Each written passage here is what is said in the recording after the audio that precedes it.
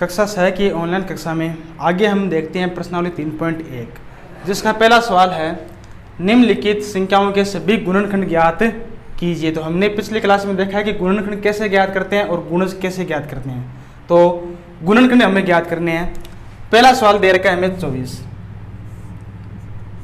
हमें 24 के गुणनखंड प्राप्त करने हैं। तो 24 को हम क्या कर सकते हैं, 1 गुणा 24 लिख सकते हैं। तो 2 गुणनखंड यहाँ से प्राप्त हो गए, 1 और 24। हम इसको 2 गुणा 12 भी लिख सकते हैं, 2 गुणा 12 24। 3 गुणा 8, 3 अंटे भी कितना होता है, 24 होता है। 4 से गुणा करने पर भी मिलेगा, 4 गुणा 6 7 चौके 24। 5 से गुणा करने पर कोई संख्या 24 नहीं बनेगी। वापिस 6 गुणा 4 मिलेगी, फिर 8 गुणा 3 मिलेगी, 12 गुणा 2 मिलेगी, 24 गुणा 1 प्राप्त होगी। तो इन 4 से हमें क्या प्राप्त हो गया कि 1 2 3 4, 1 2 3 4, फिर इसके बाद में 6 8 12 और 24। ये क्या है, 24 के गुणनखंड है। ये इसका क्या आ जाएगा, उत्तर आ जाएगा। इसी प्रकार इसका दूसरा देखते हैं सवाल। दूसरा हमें दे रखा 15। तो 15 को देखो 2 संख्या के गुणा के रूप में कैसे कैसे लिख सकते हैं। 1 गुणा 15 लिख सकते हैं, फिर 1 और कुछ संख्या वो वापस गुणा करने पर वही मिलेगी संख्या। फिर 2 से गुणा करने पर नहीं बनेगी, 3 से गुणा करते हैं, 3 गुणा 5, 3 पंजे 15। तो ये 2 ही गुणनखंड मिलेंगे हमें इस प्रकार। तो क्या क्या मिलेगा, 1 फिर इसके बाद में 3 फिर 5 और 15। ये 4 क्या होंगे, 15 के गुणनखंड हो जाएंगे। फिर देखो तीसरा इसका 21। तो 21 को हम क्या क्या लिख सकते हैं, 1 गुणा 21 लिख सकते हैं, 3 गुणा 7, 2 रूप में लिख सकते हैं गुणा में। तो क्या क्या बनेगा, 1 3 7 और 21। ये इसके 4 क्या होंगे, गुणनखंड होंगे। फिर चौथा 27। तो 27 के अंदर देखो हम 27 को 1 गुणा 27, 3 गुणा 9 और कोई इसका टुकड़ा नहीं बनेगा। तो क्या क्या होंगे इसके अंदर, 1 3 9 और 27। ये इसके 4 क्या होंगे, इसके गुणनखंड हो जाएंगे। फिर देखते हैं 5वां। तो 12 का हमने पिछली क्लास में एग्जाम्पल किया था, तो 5वां आप कर सकते हैं। 6वां देखो 20। 20 को हम क्या लिख सकते हैं, 1 गुणा 20 लिख सकते हैं, 2 गुणा 10 भी लिख सकते हैं, 4 गुणा 5 भी लिख सकते हैं। तो 3 तरीके से लिख सकते हैं। तो इसके गुणनखंड कौन कौन से बन गए, 1 2 4 5 10 और 20। ये सभी बन गए 1 2 4 5 10 20। ये इसके क्या होंगे, गुणनखंड होंगे। 7वें में देखो 18। 18 को हम 1 गुणा 18, 2 गुणा 9, 3 गुणा 6 और इतने रूप में लिख सकते हैं इसको। तो देखो गुणनखंड कौन कौन से बने, 1 2 3 6 9 और 18। ये 6 इसके क्या होंगे, गुणनखंड होंगे। 8वां देखो, अच्छा सॉरी ये 8वां था ना, 2 सेम हो गया क्या, चलो 1 हटा दो। 9वां देखो, 9वें सवाल में 23। 23 को हम केवल 1 गुणा 23 के रूप में लिख सकते हैं ना, और इसके कोई टुकड़े नहीं बनेंगे। तो इसके 2 गुणनखंड बनेंगे, कौन कौन से, 1 और 23, 2 ही बनेंगे। 10वां देखते हैं 37।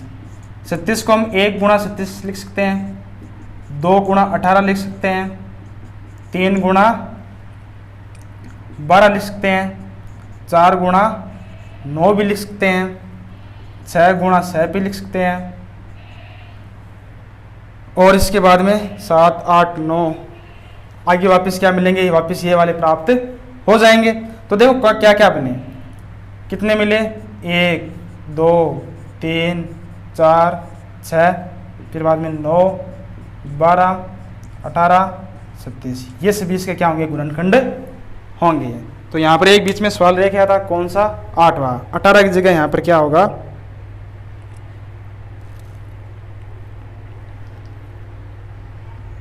ठीक है, एक नहीं है ना, कोई सवाल नहीं है यहाँ पर, इतने सवाल है। फिर आगे देख चलते हैं दूसरे सवाल में। निम्न संख्याओं के प्रथम 5 गुणज लिखिए। हमें इनके 5 गुणज लिखने हैं। कैसे लिखते हैं? जैसे 5 का हमने कल एग्जाम्पल किया था, 5 का आप कर लेना।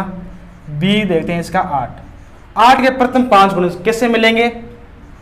8 गुणा 1, 8 गुणा 2, 8 गुणा 3, 8 गुणा 4, 8 गुणा 5। तो 8 गुणा 1 यानी 8, 16, 8 3 24, आगे 32, फिर कितना 40। तो इसके प्रथम 5 गुणज कौन से होंगे? 8, 16, 24, 32 और 40। इसी प्रकार 9 के प्रथम 5 गुणज कौन कौन से होंगे?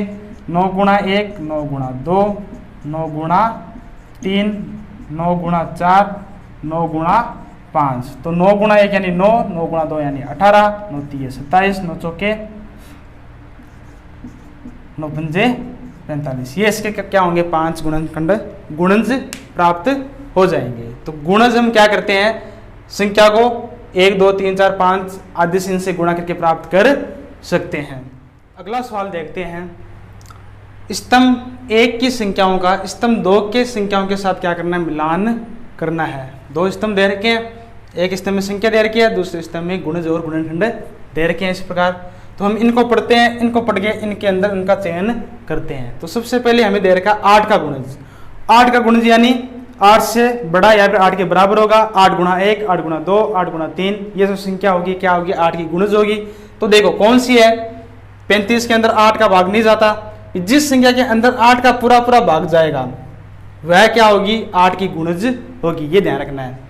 8 का गुणज का मतलब क्या हुआ कि जिस संख्या के अंदर 8 का पूरा भाग जाएगा वो क्या होगी? 8 की गुणज होगी। तो 8 का भाग किस में जा रहा है? केवल 16 में। तो इसका जो मिलान होगा किसके साथ होगा? 3 के साथ होगा। फिर 7 का गुणज यानी 7 का पूरा भाग जाएगा। 7 का पूरा भाग किस में जा रहा है? पहले के अंदर। तो इसका मिलान किसके साथ होगा? 35 के साथ। कितना है? ठीक है। फिर अगला 70 का गुणज यानी 70 का पूरा भाग जाना चाहिए। और हमने देखा था कि जो गुणज होते हैं वह क्या होते हैं? संख्या के बराबर या फिर संख्या से अधिक होते हैं। तो यहाँ पर देखो जो संख्या दे रखी है यह क्या सभी संख्या 70 से छोटी है, यानी इसका मिलान इनमें से किसी के भी साथ नहीं होगा, क्योंकि 70 का गुणज जो मिलेगा वह क्या होगा? या तो 70 होगा या फिर 70 से बड़ा ही मिलेगा। 70, 140, 210 ये सभी क्या होंगे? 70 के गुणज होंगे। तो इनके अंदर 70 का कोई भी गुणज नहीं है, तो ये खाली है। फिर आगे 30 का गुणज यानी 30 का गुणनखंड अब की बार, यानी क्या होगा कि ऐसी संख्या जिसमें क्या हो, जो क्या हो 30 को पूरा क्या करती है? विभाजित करती है। जो संख्या 30 को पूरा विभाजित करेगी वो क्या होगी? 30 की गुणनखंड होगी। तो 35 30 को विभाजित नहीं करता, 15 30 को क्या करता है? विभाजित करता है। कितनी बार? 2 बार। तो इसका जो उत्तर होगा कौन सा होगा? ये किसके साथ मिलेगा? दूसरे के साथ मिल जाएगा। फिर इसी प्रकार 50 का गुणनखंड यानी 50 में कौन सी संख्या का पूरा भाग जा रहा है? 35 का नहीं जा रहा, 15 का नहीं जा रहा, किसका जा रहा है? 25 का जा रहा है। तो इसके साथ में कौन सा मिलेगा? 5 वाला। फिर 20 का गुणनखंड यानी 20 के अंदर पूरा भाग जाए। 20 के अंदर 20 का क्या होता है? पूरा भाग जाता है। तो इसके साथ कौन मिलेगा?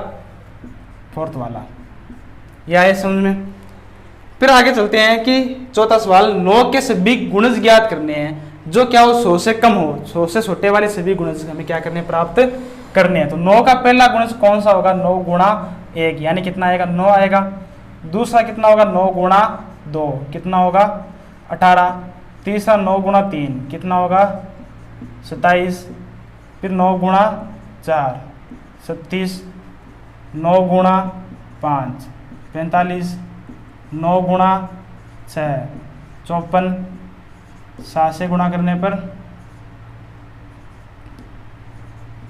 8 से गुणा करेंगे तो 72। फिर 9 से गुणा करने पर 81। 9 को 10 से गुणा करने पर 90। 11 से गुणा करने पर 99। जब 12 से गुणा करेंगे तो क्या हो जाएगी? संख्या बड़ी हो जाएगी। कितनी आएगी? 108। हमें क्या करना है? केवल 100 से कम वाले क्या करनी है? गुणज ज्ञात करने हैं। तो ये 100 से कम वाले क्या हो जाएंगे? इसके गुणज प्राप्त हो जाएंगे। 9 से लेकर कहाँ तक प्राप्त होंगे? 99 तक प्राप्त होंगे। तो ये प्रश्नावली 3.1 कंप्लीट है।